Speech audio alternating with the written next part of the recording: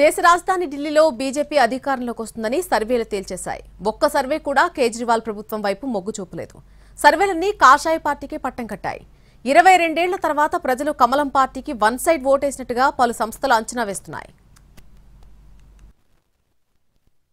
Hastina assembly ఎన్నికల్లో సర్వేలన్నీ కాషాయ పార్టీకే పట్టం కట్టాయి. ఆ పార్టీ భారీ మెజారిటీతో విజయం సాధిస్తుందని అంచనా వేశాయి. 1993 తర్వాత బీజేపీ అధికారంలోకి వస్తుందని సర్వేలు తేల్చాయి. ఢిల్లీ అసెంబ్లీ ఎన్నికలు హోరాహోరీగా సాగాయి. మరోసారి అధికారాన్ని కాపాడుకునేందుకు ఆమ్ ఆద్మీ ప్రయత్నించింది.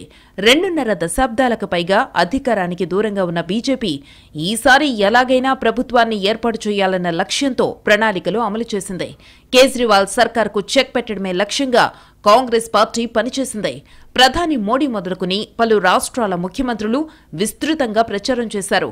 3 పార్టీల మధ్య హోరాహోరీగా సాగిన పోరులో బీజేపీ, ఆప్ల మధ్య తీవ్ర పోటీ నెలకొన్నట్టు ఎగ్జిట్ పోల్స్ అంచనా వేశాయి. మొత్తం 70 అసెంబ్లీ స్థానాలకు గాను మెజారిటీ సర్వేలు కాషాయ పార్టీ వైపు మొగ్గు చూపాయి. మ్యాట్రిక్స్ సంస్థ ఆప్కు 32 నుంచి 37, బీజేపీకి 35 నుంచి 40 సీట్లు వస్తాయని అంచనా వేస్తే, పీపుల్స్ ఇన్సైట్ సంస్థ ఆప్కు 25 నుంచి 29, బీజేపీకి 40 నుంచి 44 సీట్లొచ్చే అవకాశముందని తేల్చింది.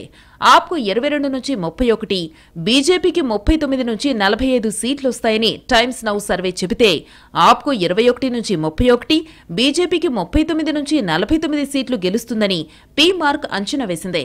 పీపుల్స్ పల్స్ సంస్థ సర్వేలో ఆమ్ ఆద్మీకి 10 నుంచి 19 సీట్లు, కాషాయ పార్టీకి 50 నుంచి 60 సీట్లు వస్తాయంటే, పోల్ డైరీ సర్వేలో ఆప్కు 18 నుంచి 25, బీజేపీకి 42 నుంచి 50 సీట్లొచ్చే ఛాన్స్ ఉందని చెప్పింది. మరోవైపు శాసనసభ ఎన్నికల్లో 5 గంటల వరకు 57.70% పోలింగ్ నమోదైనట్టు ఎన్నికల సంఘం వెల్లడించింది.